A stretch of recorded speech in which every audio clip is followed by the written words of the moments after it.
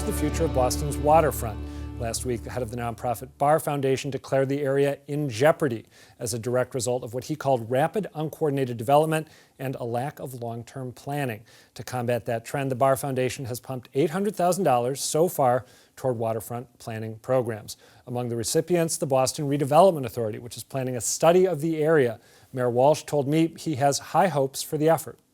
And I think what's going to be great, interesting, and good about the study is that is there an opportunity for us to create more waterfront space? And by doing that, is there a way for us maybe to use some landfill and fill in some space and build some parks on the waterfront? Is there an opportunity for us to create something special? A more optimistic spin there, coming from the mayor. Joining me now to talk more about the future of the waterfront are Sarah Meyerson, Director of Planning at the BRA, and James Canellis, President of the Bar Foundation, who penned that original blog post. Thank you both for being here. Thank you. So I want to get you to define what you mean by jeopardy, because that's a very dramatic term. When you say that the waterfront is in jeopardy, are you talking about aesthetic jeopardy because planning hasn't been coordinated, existential jeopardy because it's all going to be underwater in 50 years? What do you mean? Great. So one of the perspectives that we take at the Bar Foundation is that we have the privilege to really take that long-term view. And in thinking about the future of the Boston waterfront and what we want the waterfront to be, and ensuring that we don't make decisions today that are going to affect future generations in the wrong way, we felt it was important to make a statement about what we saw as the current state of play. And we believe that there are tremendous opportunities if we could take a step back, think about a long-term vision, and really shape what we want the waterfront to be for Boston. I want to turn to Sarah, but first I need you to accentuate the negative, which I know you're trying not to do. What is, jeopardy? What do you mean by jeopardy? Well, I think one of the issues for us is that we've seen a lot of parcel-by-parcel development that has taken place. And I think one of the questions that raises is, are those developments being handled in a way that's in the context of a longer-term vision, in a sense of what are we trying to create here? How do we think about fashioning a great public realm for Boston that's a mix of parks and open space, something that's accessible to all residents? It's really about how do we meet the totality of the range of needs that the waterfront is so well situated to provide. It is breathtaking, I got to say. I was at the federal courthouse for the Bulger trial and the Tsarnaev trial. I was down on the waterfront last week, and I almost did not recognize it. So much new building is going on every week. So do you agree with Jim's assessment of the area being in jeopardy? So I think I don't agree that it's in jeopardy, but I do agree that the waterfront is one of our greatest assets. And so we do need to be long-term stewards of that and really think about things holistically with a comprehensive long-term vision. And I think that this is more broad than just the South Boston waterfront. This is the whole waterfront in its totality. So that includes what, Charles River? That really does include the Charles River Basin all the way down to the Neponset. It includes the entire harbor, so both sides, East Boston, Charlestown, the downtown waterfront. It really includes all of the places where Boston touches the water, which is really our entire city.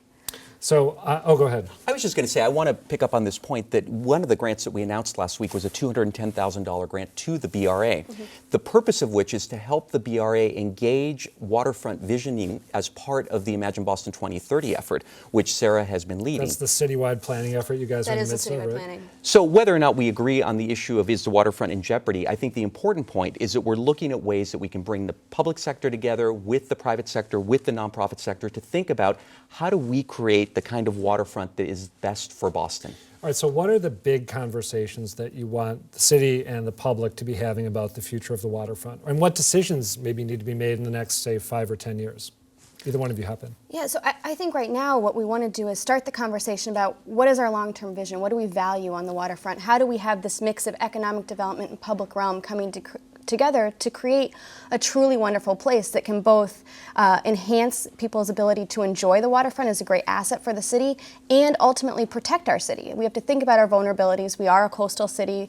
We are susceptible to sea level rise. So how do we balance those two things together? Early on in the Imagine Boston 2030 process, it became clear that we needed to have a very hard look at our vision for the waterfront and how we could set forth some guiding principles.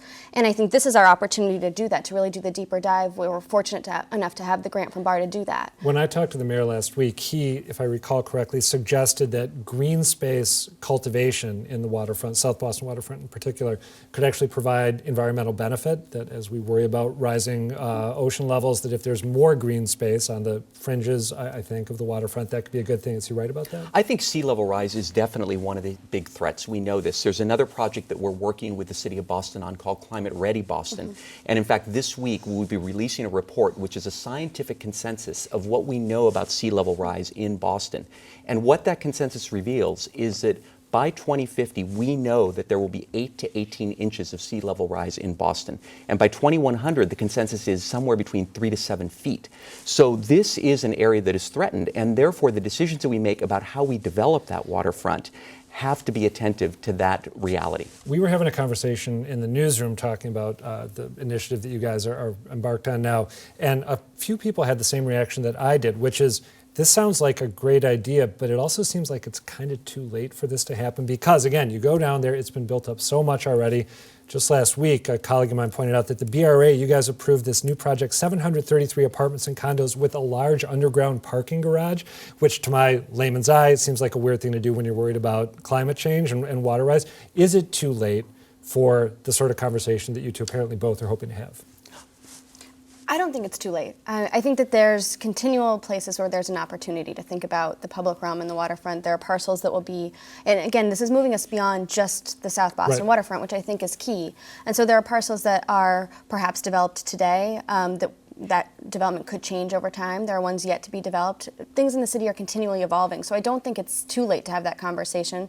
I think the time is right to have that conversation, though, because we do see those pressures on the waterfront, and part of what we're trying to do here is focus in on particular areas where we are seeing pressures for development so that we can approach things in a more comprehensive way that is embracing these citywide principles and how we want to develop the waterfront going forward. I agree that it's not too late, and I also think we should take a page from other cities that have really created great public space on the waterfront.